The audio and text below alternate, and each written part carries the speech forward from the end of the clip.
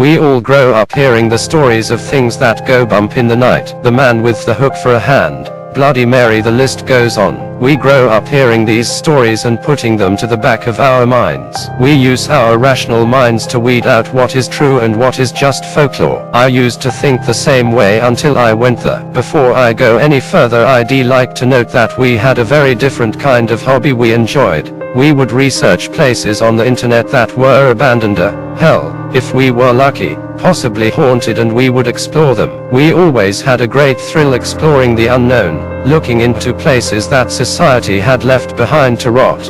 Now returning to my story, I was 18 at the time, and I was with my two friends, Eric and Paul. It was a Saturday night and we decided to go on one of our adventures. I told my friends about a place we didn't explore yet. A few towns over there was this abandoned factory. Strangely, even with the amount of research I put into this place, I could not find a single thing about its history besides the address. There was no information on what it used to be, no ghost stories, no records, absolutely nothing. This seemed strange but cool. It kind of gave me the thought of possibly uncovering some interesting information myself. We all piled up into my car and followed the GPS to the destination. The GPS said that the building was off the road a ways. We looked out the window and saw nothing but trees. I assumed the factory was deep in the woods, but this didn't faze any of us because we were so used to exploring the darkest and creepiest parts of the world. As we started to cut through the trees, I shined my flashlight a ways, and found the factory up ahead. It was huge, overgrown with trees and foliage. It must have been about 3 stories high, and all of the windows were either busted or boarded. We hit the jackpot. The 3 of us proceeded into the derelict structure and put on our respirators. Safety first. Right, there was junk everywhere. Cans, old motors, trinkets of a different era way before mine, and as we found more items, we came to the conclusion that this used to be some sort of automotive factory. As we continued deeper into the building, something felt wrong. Like a nauseating feeling of wrongness just swept my body like a wave. I stopped for a moment, and Eric asked what's wrong. Not wanting to sound like a pussy, I just waved him off and we kept towards the center of the building. There was a set of stairs. This place was creepy enough without a staircase that only goes down. I'd never felt this feeling before, but I actually didn't want to go down there. I shined my light down the steps and stared for a moment. All there was silence. Come on, you guys are acting like a bunch of fucking single quote pussies, I remember Paul saying. He led first. Me and Eric followed close. We finally hit the bottom, and to my unnerving surprise,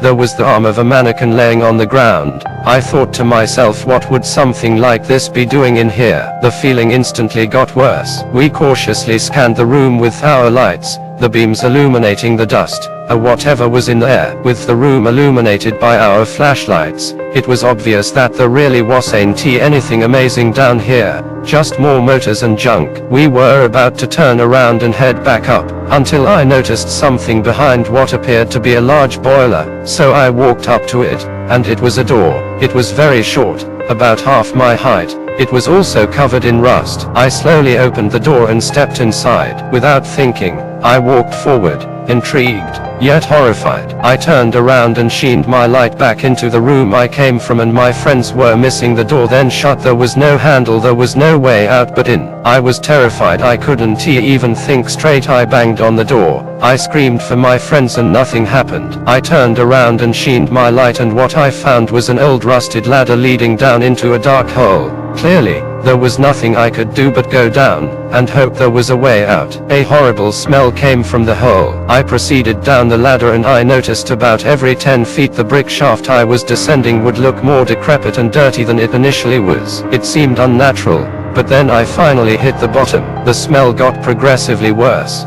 The floor was flooded up to my ankles in murky water. I shined my light forward and my beam didn't hit the end of the room. It was huge. I had to be dreaming, because how could this be under an automotive factory? The deeper I moved into the room, the more mannequin parts one saw. Heads, arms, legs, everything, and some had red liquid. dripping from the eyes and mouths. Even deeper there were mannequins that were standing, some were missing arms and heads, and they got more frequent as I kept walking. As I walked even deeper there were more intact mannequins, the red liquid still dripping from the faces. I began to panic. The more mannequins I passed the closer they got.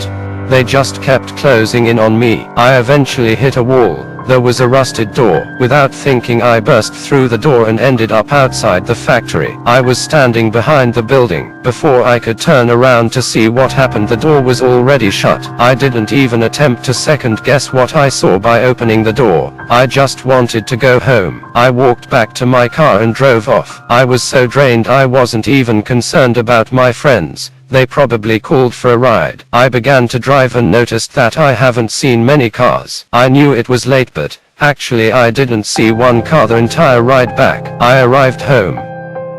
There were no cars in the driveway. This was very odd because both of my parents never stay out late. It was still pouring rain. I ran to the porch to avoid getting soaked. As I went to turn the knob I noticed it was also unlocked. I got that nauseating feeling I had at the factory again. I needed sleep. I cautiously entered the house, dropped my gear and climbed up the steps. I went to flip on the lights but nothing happened. Storm probably blew the power out. I walked to my parents' room. The door was slightly ajar. It slowly opened with a loud creaking noise. I shined my flashlight in the room and saw two mannequins standing behind my parents' bed. These ones were different though. They both had a large, sinister looking smile running across their faces. Mannequins don't look like that. I panicked. I ran for my room and I slammed the door. My heart was pounding and I began to sweat. I heard my closet door open. I turned around and felt my heart sink to my stomach.